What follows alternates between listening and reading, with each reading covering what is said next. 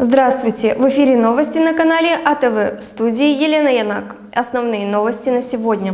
Башкан Гагаузии приняла участие в заседании Административного совета Союза муниципалитетов Тюркского мира. В Чедерлунге стартует экологический проект обновления зеленого фонда города.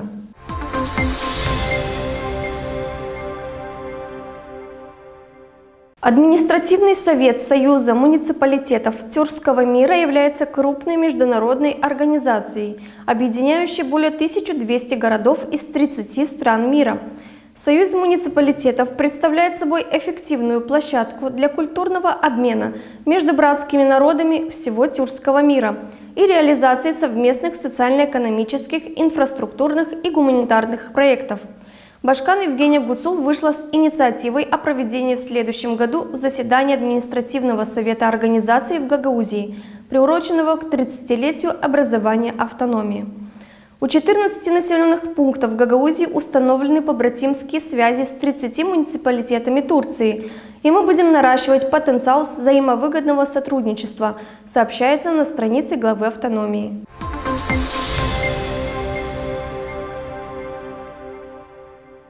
В Чедерлунге стартует один из экологических проектов обновления зеленого фонда города. В пятницу 27 октября в парке молодежи пройдут мероприятия по посадке саженцев деревьев. Преображение приурочено к 65-летнему юбилею зеленой зоны. Всего будет посажено 3000 деревцев. Местные власти уверены, что реализация проекта даст зеленым легким города быстро восстановиться и заработать в полную мощь.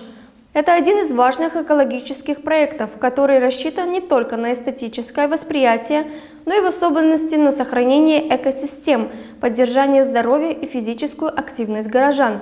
Для поддержания жизни молодых деревьев местные власти в рамках проекта позаботились о бурении колодца на территории парка. Это позволит обеспечить регулярный полив саженцев. Проект реализуется при мэрии муниципе Чедерлунга в партнерстве с посольством Словакии. Общая стоимость проекта – 300 тысяч леев, из которых 200 тысяч – вклад посольства Словакии, 100 тысяч – финансовая часть при мэрии муниципе Чедерлунга.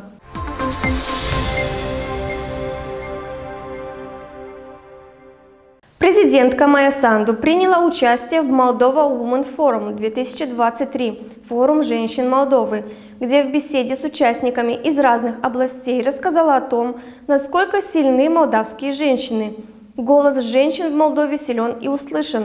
У нас 40% женщин-депутатов в парламенте, и каждую пятую примарию в нашей стране возглавляет женщина. Я говорила об этом на форуме «Женщин Молдовы 2023», где встретилась с более чем 200 женщинами. Мы говорили и о препятствиях, домашнем насилии, языке вражды, несправедливой зарплате. Мы преодолеем их, только поддерживая друг друга, объединив усилия женщин и мужчин, отметила глава государства. Президентка также сказала женщинам, что в это непростое время мы должны сделать все возможное для защиты нашей демократии.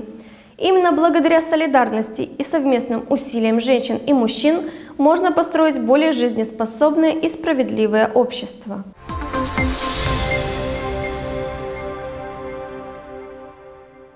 Начиная с 20 октября инсульты, травмы, внутренние кровоизлияния, кардиологические, онкологические заболевания и респираторные заболевания могут быть диагностированы в Каушанах в первичном центре инсульта, открытом на территории района больницы Каушень. Высокопроизводное оборудование, которое будет использоваться в том числе в случае других неотложных медицинских ситуаций, было приобретено Министерством здравоохранения с помощью внешних партнеров, подключенных к нашим социальным сетям. Подробнее в сюжете наших коллег.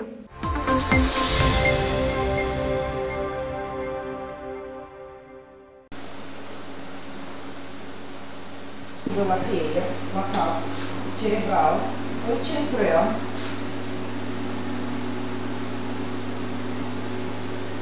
Și acum, după centrație și protecția care am pus-o, ne ducem de la monitor și lucrăm de la sistema centralizat. După scanare, de acum se face procedura de la tomograf. Într-adevăr, de regulă, câteva minute, o procedură de câteva minute, scanare câteva secunde, Începând cu data de 20 octombrie, accidentele vasculare cerebrale, traumatismele, hemoragiile interne, maladiile cardiologice, oncologice și afecțiunile respiratorii vor putea fi diagnosticate la Căușeni în cadrul unui centru primar a accidentelor vasculare cerebrale, deschis în incinta Spitalului Raional Căușeni. Echipamentul performant, care va fi utilizat inclusiv în cazul altor urgențe medicale, a fost achiziționat de Ministerul Sănătății cu ajutorul partenerilor externi. Aparatul de ultimă generație se află în secția de primiri urgențe și va ajuta medicii să stabilească rapid și cu precizie înaltă diagnosticul. E extrem de important pentru raionul nostru, pentru spitalul nostru, din cauza că face tot spectrul de investigații, începând de la oncologie până la, cum s-a spus anterior, AVC-uri, cardiacă, cuprinde orice. Până la moment nu am avut așa posibilitate, nici regional, nu, că nu ne vorbim de raionul nostru, însă de astăzi să putem presta servicii de înaltă calitate medicale și pacienții noastre trebuie să circule de la capitală, să stea în rând, adică într-un fel noi schimbăm tactica de tratament și diagnosticare a pacientului, o urgentăm, să faciliteze toți pacienții care să aibă nevoie. Și sper că nu numai de raionul nostru, dar chiar și regional, să fim un centru regional cu CT-ul care ne permite, vă spun că să sporim calitatea actului medical.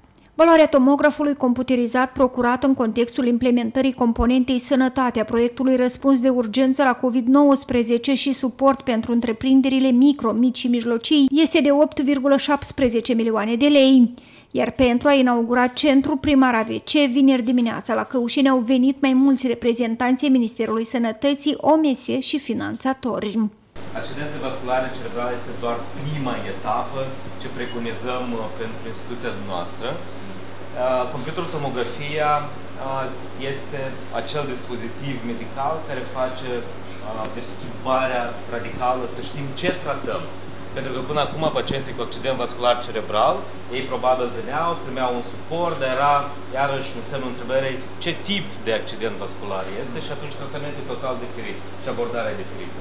Și în considerentele acestea, computertomografia și noi o să, deja ieri sau la altă ieri a fost experții care vin și împreună cu colegii noștri, deja au fost organizat ca ei să vină să vadă o apreciere ce avem aici, ca noi să găsim traseul perfect pentru pacient, pentru că noi trebuie să ajungem ca pacientul cu suspecții de accident vascular cerebral să vină practic să fie examinat aici în camera de computertomografie.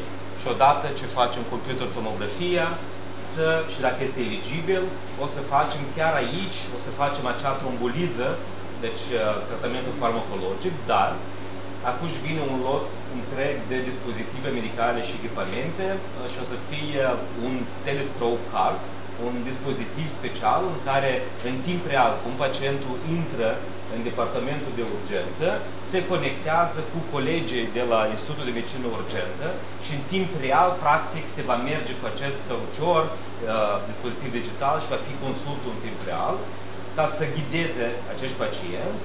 Medicii Spitalului Raional Căușeni spun că anual peste 250 de pacienți sunt tratați de diferite maladii cerebrale. Depistarea precoce a ictusurilor și a accidentelor vasculare cerebrale este esențială în salvarea vieților omenești. Pentru a păstra pe picioare pacientul, uneori secundele sunt hotărătoare, spun medicii. Bolnavii cu ictus, care erau depistați, care se adresau la noi în spital, tot una tratamentul era efectuat în secția terapie, așa tot erau investigați la aparatul care ține de Academia Sănătății. Era așa mai problematic de a efectua aparatul acesta, mai multe etape birocratice, cu semnături, cu consiliumuri. Pot să vă spun după datele statistice că din acei 2500-2800 de pacienți care se tratează în secția terapie, 35% alcătuiesc bolnavii neurologici. Dintre ei pe an vreo 250 sunt numai cu ictusuri. Deci din ăștia 250, cred că noi scăpăm pe toți 250, dar merge vorba cu cât mai puține dizabilități. Secretarul de stat al Ministerului Sănătății afirmă că centrul de la Căușeni va fi dotat în viitorul apropiat și cu un alt tip de echipament care va permite intervenția și mai scurtă a medicilor în cazul accidentelor vasculare cerebrale. Aceștia vor putea colabora în regim online cu specialiștii din capitală pentru a obține un rezultat scontat a diagnozei și pentru a interveni prompt în tratarea pacientului. Combaterea AVC, știți că este o maladie extrem de răspândită în Republica Moldova, cred că poate una din cele mai răspândite pentru regiunea noastră. Și atunci când un medic nu are la mână un diagnostic modern, cum ar fi un tomograf computerizat, cum ar fi diferite analizatoare biochimice, acidobazic și este foarte greu de lucrat. Deci eu vreau să spun că în afară de computerizat, noi mai avem și alte lucruri tare frumoase din partea Agenției Elvețiene. Aș menționa și ultrasonograful, care este o achiziție extrem de importantă și de o calitate extraordinară.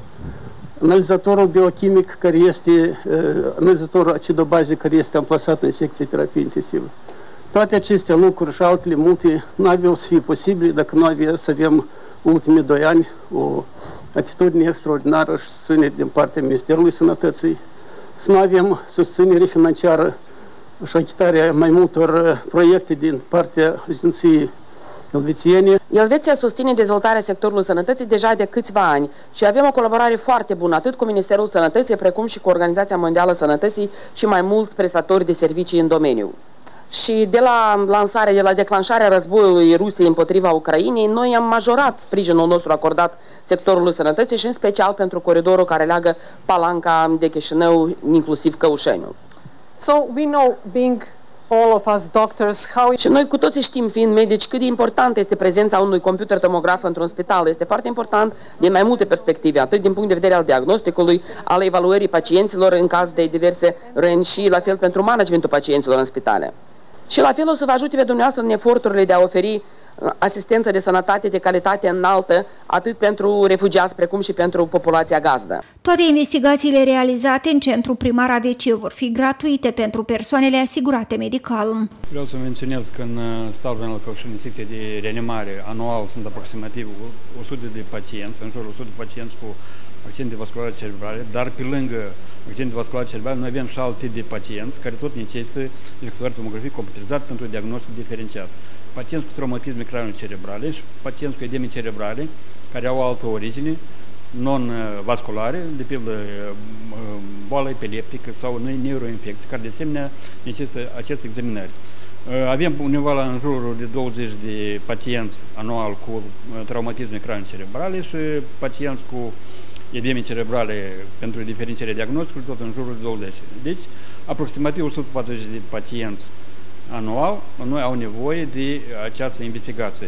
Atât din surse proprii, cât și cu suportul partenerilor externi. Pe parcursul anului 2023, Ministerul Sănătății a asigurat livrarea 12 tomografe computerizate.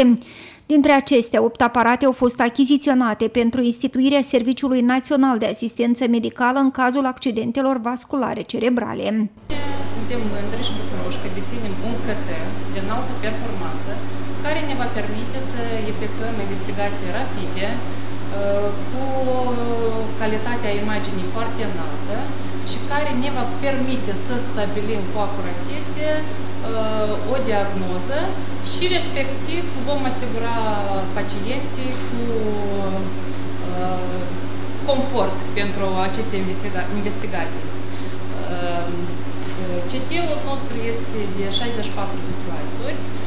Așa cum am zis că ne permite să facem o investigație rapidă, durata investigațiilor este de la 3 minute până la 30 de minute, în dependență de indicațiile specialistului, adică ce investigație este necesară de făcut și de substanța de contrast, care, dacă este necesară, o introducem și o administrăm intravenos.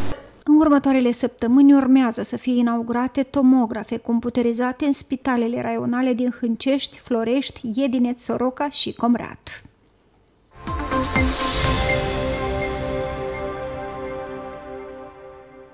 Это были новости на канале АТВ с Еленой Янак. Оставайтесь с нами, подписывайтесь на наши социальные сети – Facebook, Instagram, ВК, TikTok, Одноклассники, сайт atv.md. До скорых встреч!